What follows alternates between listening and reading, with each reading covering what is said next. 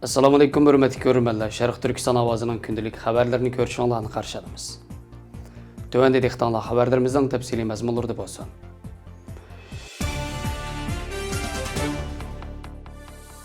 Xitoy İctimai Fanlar Akademiyasi atalmış Şinjan Taraqqiyot Tadqiqot Markazi payshanba kuni doklad e'lon qilib, o'tgan yili Germaniya olimi Adrian Zenizning Xitoy hukumatining Uyg'urlarni majburiy tug'mas qilish, tug'utni cheklash orqali nopusini ko'payishini kontrol qilish to'g'risidagi dokladini rad qildi.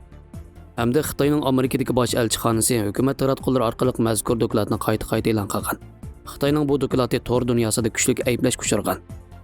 Atalmış Şinjan Taraqqiyot Tadqiqot Markazi doklad e'lon qilib, Xitoy hukumatining Uyg'ur nopusini kontrol qilganligi va Uyg'ur nopusining ozayib ketganligini inkor qilib, Uyg'ur nopusining 1949-yildan 2018-yilgacha izchil ko'payib kelganligini, 2017-yildan boshlab boshqa omillarga bog'lab tug'ilish va tabiiy ko'payishning tez sur'ati tuvanliganligini e'tirof qilgan bo'lib, uningga diniy radikallikning yaxshi kontrol qilinishi, planliq tug'ut siyosatining to'g'ri ijro qilinishi, Uyg'ur ayollarning farzand ko'rish, nikoh masalalaridagi ideyasining o'zgarish qatorliq omillar sabab bo'lgan deyilgan.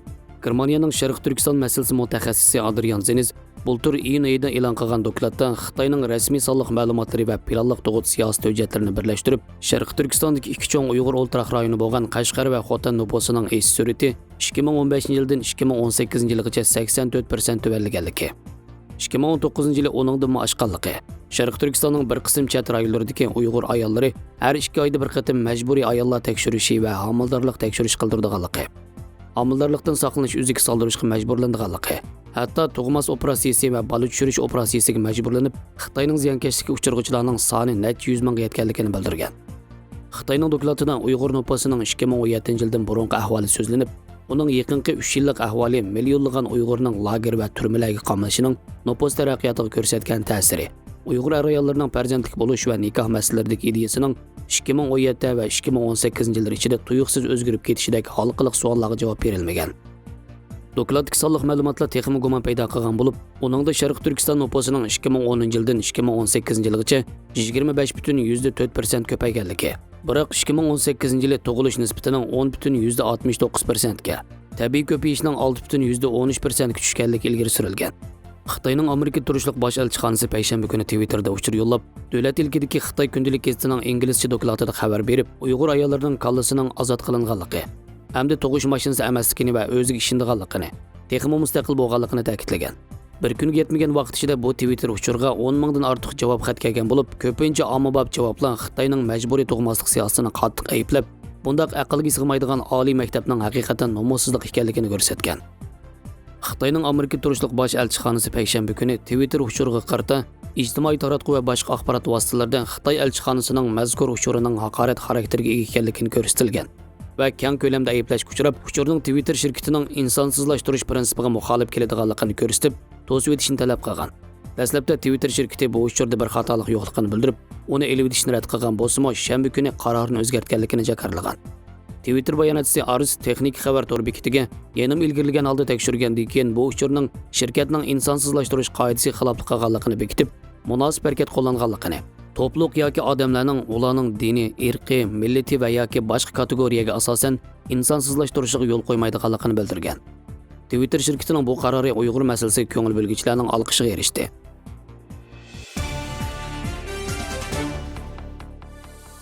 Amerika Tashqi ishlar ministri Pompéyo shanba kuni Amerika va Tayvan amaldorlari o'rtasidagi diplomatik aloqalarga qo'yilgan cheklimalarni bikar qilayotganligini jakarladi.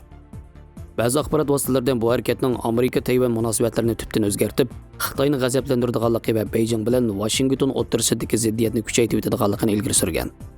Pompéyo bayonotida Tashqi ishlar ministrligi necha 10 yildan buyon Amerika diplomatlari, harbiy xodimlar va boshqa amaldorlarning Tayvanlik kasbdoshlari bilan bo'lgan aloqasiga murakkab ishki cheklimlarni qo'yib kelgan. Amerika hukumati Xitoy kommunistik hokimiyatini rozi qilish uchun bu qarorlarni bir taraflama holda yo'l qo'ygan. Hamda o'killar kelmasga ketdi. Bugun men o'zimiz qo'ygan bu cheklamalarning hammasini bekor qilganligimni jakarlayman degan. Ma'lum bo'lishicha, bu cheklamalar Tayvan amaldorlarini Amerika Tashqi ishlar ministrligida qabul qilmaslik, ular bilan so'zlash to'g'ri kelsa mehmonxona qatorliq bir rasmiy so'rovlarda uchirish qatorliqlarni o'z ichiga oladi ekan. Amerika Tashqi ishlar ministrining mazkur qarori Tayvan doiralarining qizg'in olqishiga erishgan bo'lib, Tayvanning Washingtondagi vakili Xiaomi uchun bu vaqt yo'llagan Twitter uchurida necha 10 yillik kamsitish bekor qilindi. Bu o'zaro munosabatimizdagi g'oyat zo'r bir kun. Tayvan buningdagi har bir fursatni qadrlaydi degan.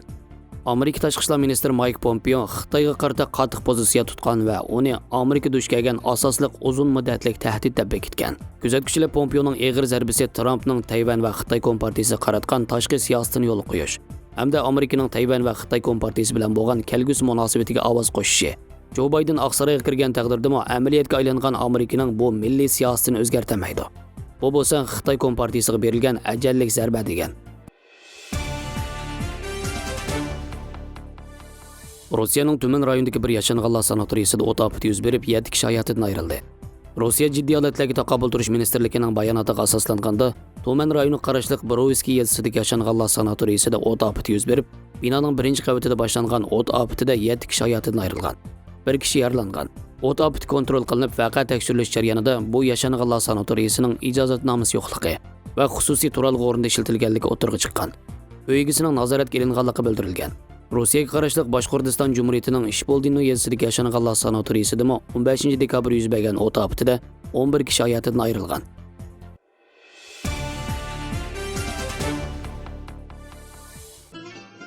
Dasturxan Uyg'ur millatining milliy madaniyat babida eng muhim o'rinda turadigan an'anaviy madaniyatlar hisoblandi. Uyg'urlarda oilalarda bir kunda necha vaqt tomoq yeyilsa, shuncha vaqt dasturxan selindi va yig'iladi. Dasturxandiki birligan pologa barliq oila a'zolarining jam bo'lgan holda qo'l uzartib, oxirgi bir tal gurish qolganga qadar birga yegan ashu baxtli minutlar kishining esidan zodili chiqmaydi. Dasturxandiki ashu qarindoshlik, mahalladorchilik, mehmondorchilik muhabbatini va to'y-to'kun, o'lim yetim, shundaqla boshqa nurg'unlagan muhabbatlarni dasturxonsiz aslayolmaymiz. Dasturxon o'z navbatida bizga cho'nglarni hurmatlash, kichiklarni izzatlash va boshqa nurg'un adab axloq, qoida usullarni o'rgatadi. Dasturxondagi tomoqlarga cho'nglar qo'l uzatmoqcha boshqalar qo'l uzatolmaydi. Dasturxon ustida nurg'un masalalar o'zaro bartaraf qilinadi. Oiladagi har xil cho'ng-kichik ishlar asosan dasturxonda hal qilinadi. Kishilik munosabatlarda mehmonga solgan dasturxonga qarab, shu kishining mard yoki emasligiga baho berildi. To'y-to'kunlardagi qudubochilarning dasturxoniga qarab, to'yliqning arzon qimmatligini bilgili bo'ladi. O'lim yetim nazir chiroqlarda bo'lsa, boshqalardan olgan dasturxonlarni asosan o'xshash miqdorda yoki oshiribroq o'zaro qaytiradi. Uyga mehmon keladi desa, onalar u yoq bu yoqlarga chepib, mehmonga yaxshi qilayli deb yugursa, dadalarmi onalarga mehmonning tiliga tetig'idek tomoq bo'lsin deb chekilaydi va o'zining yonidagi oxirgi tangalarni sarf qilishdan uyanmaydi. Dasturxonimiz mo'l bo'lsin, choyning chichigi chiqib qolmasin deb chekilaydi. Uyg'urlarning bu esil dasturxon madaniyati haqiqatan bu kishini suyundirdi. Mana bu dasturxondagi muhabbat, mana bu mehmonga bo'lgan hurmat, mana bu uyg'urlik, mana bu qarindoshlik. Muhojiratdagi hayotda siz bilan biz ashu dasturxondagi muhabbatni qanchalik saqlab qola oldik? Ashu Uyg'urning dasturxondagi muhabbatini farzandlarimizga qanchalik his qildira oldik? Muhojiratdagi turmushda bir oila kishilarining kuniga biror vaqt tomoqni birga o'ltirib g'izolanish aslo mumkin emas. Kechligi ruhimiz va jismoniyatimiz charchab qaytib kelgachga, kechki tomoqni ilgari keyin yeplan yuyinib atining tayyorliqlari, bolalarning kirqatlarini yuyib, yeyib uxlab qolyapmiz. Har kunimiz aldirashchilik, jiddiychilik ichida o'tib, oiladagi muhabbatga tashna farzandlarimiz bilan birga bo'ladigan vaqtlar yetarlik bo'lmasdan, ularni o'zini tarbiyalashga qo'yib beramiz. Na dasturxondagi muhabbat, na millatdoshlik muhabbati, qaysi davlatda bo'lsak, shu davlatlarning muhit ichida yashagan farzandlarimiz shu davlatning psixikasining ta'sirida uyg'urlik mehr-muhabbat tuyg'usi ojiz cho'ng bo'lib o'tadi. Farzandlar boshqalarning o'zini ovar qilmasligini, jimg'orlikni, yolg'iz faoliyat qilishni yoqtiradigan bo'lib tarbiyalanib chiqib o'tadi. O'zini o'ylaydigan bir xil shaxsiyatchilik tuyg'usi kuchlik odam bo'lib yetilib o'tadi. Bolalar cho'ng bo'lgan sari biz bilan birga bo'ladigan vaqti yetarlik bo'lmaydi. Mana cho'ng bo'ldi deb qaragan vaqtimizda farzandimizda Uyg'ur millatining urf-odatiga yot bo'lgan boshqacha bir xil ko'z qarash va mijoz xarakter allaburun yetilib bo'ldi ekan. Chunki biz farzandlarimizni ana shu muhitning ichiga o'zimiz ep kelgan. Qachongacha amal yo'q deb zorlab yashaymiz. Uyg'urlik dasturxon, mehr-muhabbatlarga tashna qalblarga shu xil uyg'urlikni, dasturxondagi muhabbatni, shundaqla o'zaro illiqlik, mehr-muhabbatni farzandlarimizga beramaganligimiz uchun har doim o'zimizni aybkordek his qilmoqdamiz. Farzandlarimiz Uyg'urlik o'zligidan yiroqlab, boshqa millatlar bilan turmushliq bo'lib, oxirida muhojiratdagi Uyg'ur sonining ma'lum nisbatda azlab mengishig'imi tabiiy kuch qo'shayotganlarmi boshqalar emas, dal o'zimiz. Uyg'urlikqa qaytish uchun oldi bilan dasturxandagi muhabbatimizni qaytadan tepib olayli.